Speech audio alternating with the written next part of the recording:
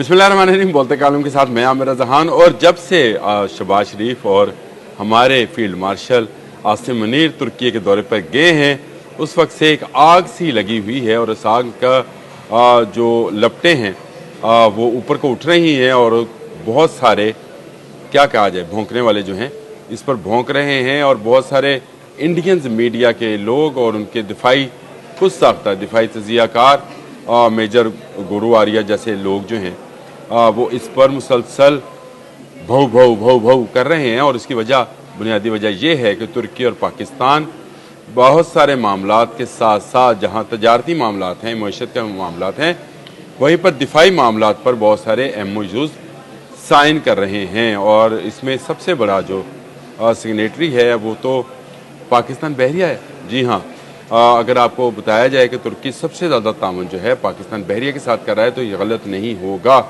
इस वक्त भी वहाँ बहरी चीज़ों के हवाले से, यानी बहरी जहाज़ों के हवाले से बहुत सारे MOUs जो हैं उन पर दस्तखत किए जा रहे हैं। लेकिन उसमें सबसे अहम दस्तखत जो है जिसकी तफसीलात हमारे से ज़्यादा इंडियंस को है वो ये है कि पाकिस्तान अपना खुद का त्यारा बरदार जहाज़ बना रहा है और इस जहाज़ के अंदर क्या क्या चीज़ें होंगी और उसमें कौन कौन से जहाज़ होंगे। ये त्यारा बरदार जहाज़ आप भी समझते हैं, दुनिया भर के जो जदीद तरीन ममालिक हैं उनके पास ये जहाज़ हैं।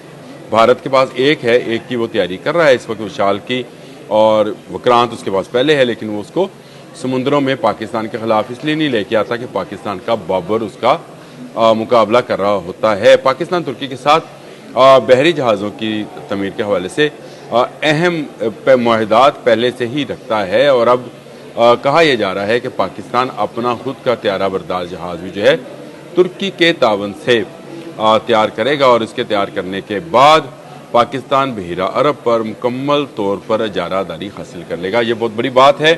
पाकिस्तान पहले ही मैगम क्लास के जो हैं 4 जहाज़ जो हैं उसकी तैयारी कर चुका है। कुछ वो इस्तांबुल में जो उनकी कंपनी है वो उसको बनाती है, जिसका नाम मैं आपको बता देता हूँ, और कुछ जो है वो पाकिस्तान के अंदर जो है कराची शिपयार्ड पे तैयार किए जाते हैं। अब जो मुआहदात हुए हैं दफाई मुआहदात, उनमें पाकिस्तान और तुर्किया के निज़ाम फ़िज़ाइया के इलेक्ट्रॉनिक वारफेयर में तावन के लिए मुफाहमत की याददाश्त पर दस्तखत हुए हैं। फ़िज़ाइया के शोबे में तरबीती तावन के हवाले से बात हुई है। ये मैं आपको बताता हूँ कि ये क्या है। मिलिट्री हेल्थ के शोबे में तरबियत और पाकिस्तान नेवी के तहकीकाती इदारे तुर्क एरोस्पेस इंडस्ट्रीज़ के साथ तावन के लिए MOU साइन हुआ है। इन साइनिंग सिग्नेटरीज के अलावा जो भी त्यारा बरदार जहाज़ की बात है तो पाकिस्तान ने इससे पहले चीन के साथ भी एक मुआहदा कर रखा है और लियोनिंग क्लास का एक त्यारा बरदार जहाज़ हासिल करने का ये जहाज़ तैयार तो सोवियत यूनियन के लिए हुआ था, लेकिन उसके बाद ये नहीं गया तो उसको दोबारा से पाकिस्तान के लिए जो है इसको इस्तेमाल किया जाना है। और ये बड़ी बात है कि पाकिस्तान अपना त्यारा बरदार जहाज़ ना सिर्फ चीन से वो तो बना बनाया जहाज़ आएगा, उसके अलावा तुर्की से हम मुआहदा कर रहे हैं कि हम अपना खुद का भी त्यारा बरदार जहाज़ बनाएंगे। और इसकी खासियत क्या होगी?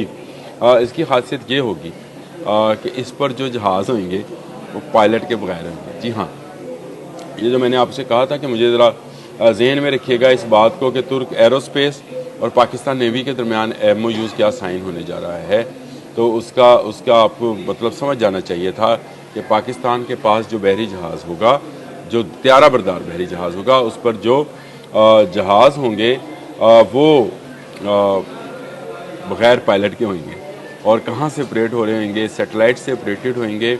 और उनको जब उड़ाया जाएगा तो उसके बाद वो एक ऐसे डेथ मिशन पे होंगे कि भारत की कोई बंदरगाह जो है, ना भारत की बंदरगाह, ना जहाज़, ना बहरी जहाज़, कुछ भी वापस नहीं आएगा। और पाकिस्तान ये इसकी तकमील जो है कहते हैं 2030 तक जो है मुकम्मल हो जाएगी। और इसमें कुछ इसका हिस्सा जो है वो इस्तांबुल शिपयार्ड पे तैयार किया जाएगा, कुछ कराची शिपयार्ड पे तैयार किया जाएगा। मैं अगर इसकी खसूसियात आपको बताऊं तो STOL short take off and vertical landing, यानी ये उसका जो रनवे है वो इस तरह का होगा। इसकी सलाहियत TB3 बरख्तियार ये नाम है उस जहाज़ का जो कि बग़ैर पायलट के उड़ेगा। ताई हुजरत जैसे जदीद त्यारों की सलाहियत और जदीद इलेक्ट्रॉनिक जंगी निज़ाम इसमें शामिल होगा। और ये एयरक्राफ्ट जो है ये त्यारा बरदार जहाज़ जो है बहुत सारे ड्रोन्स को भी ऑपरेट कर सकेगा।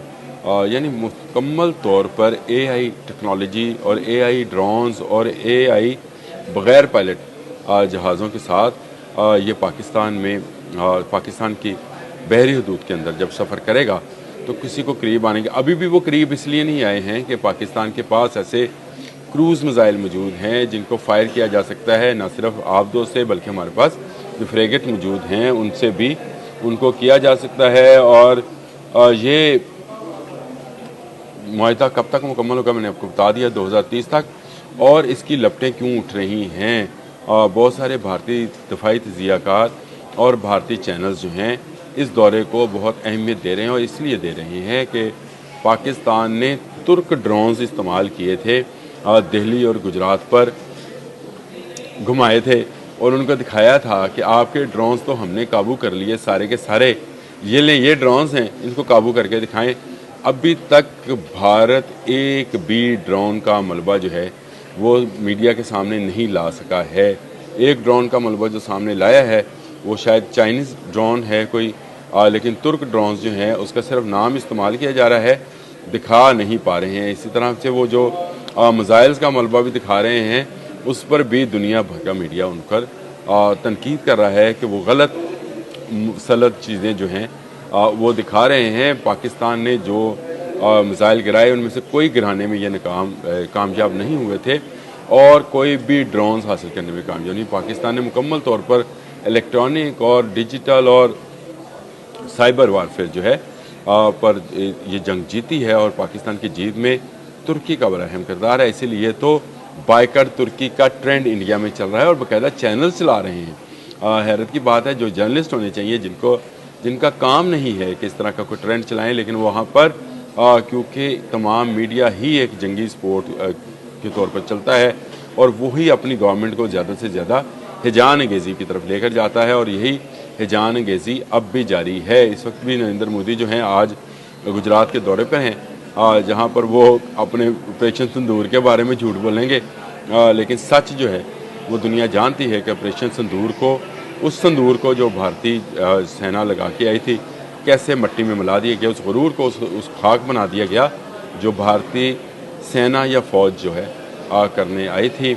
बहुत ही ज़बरदस्त पाकिस्तानी की तरफ से रिस्पॉन्स आया था और अब तुर्की के साथ मिलना और तुर्की के साथ मुख्तलिफ दिफाई मुआहदात का होना इस बात की इक्कासी है कि मुस्तकबिल में पाकिस्तान, तुर्की, पाकिस्तान और चीन मिलकर एक बड़ा दिफाई हिसार बनाने जा रहे हैं, जिसमें ईरान भी शामिल हो जाएगा, अफगानिस्तान भी इसमें शामिल होगा और उसके बाद भारत को किसी जगह मुँह छुपाने की जो है वो जगह नहीं मिलेगी, क्योंकि भारत पहले ही बांग्लादेश, श्रीलंका, नेपाल, भूटान और इर्द गिर्द के तमाम ममालिक से अपनी पंगेबाजी की वजह से अलहदा हो चुका है। आज भी ये खबरें मीडिया पर गर्दिश कर रही हैं कि बहुत सारे बंगालियों को गिरफ्तार किया जा रहा है और दूसरी तरफ बंगाल ने भी एक बड़ा दफाई मुआहदा जो $500 अरब का था उसको कैंसिल कर दिया है, जो कि भारतीय कंपनियों के साथ हसीना वाजिद के दौर में हुआ था। ये बहुत बड़ी मैं समझता हूँ नाकामी है भारत की मुआशी तौर पर भी। भारत जो समझ रहा था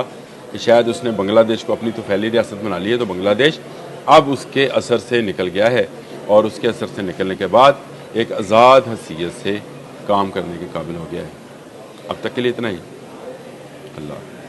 YouTube पर गूगली न्यूज देखने के लिए youtube.com की सर्च बार में गूगली न्यूज टीवी टाइप करें। गूगली न्यूज के पेज पर सुर्ख रंग के सब्सक्रिप्शन वाले बटन पर क्लिक करना ना भूलिए। YouTube पेज पर अपलोड होने वाली वीडियोस से बाखबर रहने के लिए बेल आइकन पर क्लिक कीजिए। आपको हर नई वीडियो के बारे में नोटिफिकेशन मौसूल हो जाएगा।